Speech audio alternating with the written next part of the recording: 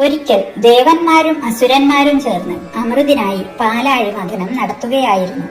മന്ദരപർവ്വതത്തെ കടകോലായും വാസുകി എന്ന സർപ്പത്തെ കയറായും ഉപയോഗിച്ചായിരുന്നു ആ മഹാ ഉദ്യമം.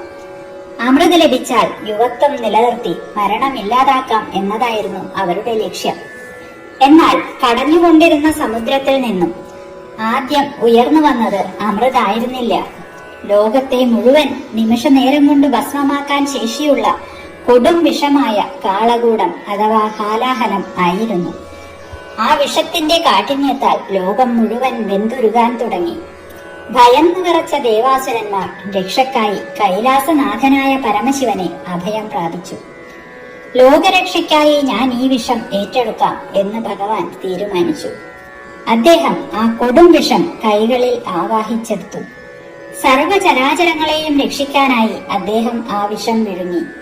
ഇത് കണ്ട് ഭയന്ന ജഗൽ ജനനിയായ ശ്രീപാർവതി ദേവി ആ വിഷം ഭഗവാന്റെ ഉദരത്തിലേക്ക് ഇറങ്ങി അദ്ദേഹത്തിന് ആപത്തുണ്ടാകാതിരിക്കാൻ പൊടുന്നനെ അദ്ദേഹത്തിന്റെ കണ്ടത്തിൽ, അതായത് കഴുത്തിൽ മുറുക്കിപ്പിടിച്ചു. അതേസമയം ആ വിഷം വായിൽ നിന്ന് പുറത്തുപോയി ഭൂമി നശിക്കാതിരിക്കാൻ സാക്ഷാൽ മഹാവിഷ്ണു ഭഗവാന്റെ വായയും പൊത്തിപ്പിടിച്ചു.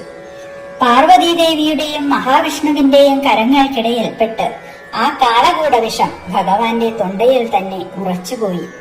വിഷത്തിന്റെ കാഠിന്യത്താൽ ഭഗവാന്റെ കഴുത്ത് നീല നിറമായി മാറി.